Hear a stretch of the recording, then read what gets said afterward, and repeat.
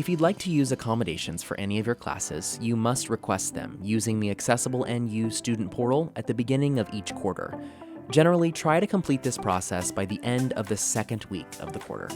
To request accommodations, go to northwestern.edu/AccessibleNU. Scroll and click the Student Login button and sign in with your NetID and password. Once you sign in, you'll see the homepage. You should see the accommodation requests box with the appropriate quarter listed. Click the plus sign to add requests. You can then select which accommodations you would need to use in each course. You can pick as few or as many of the accommodations that you need, and you may select different accommodations for each class. Please note that if you have multiple testing accommodations, select all that apply. If you do not need accommodations for a course, please select I do not need accommodations for this course.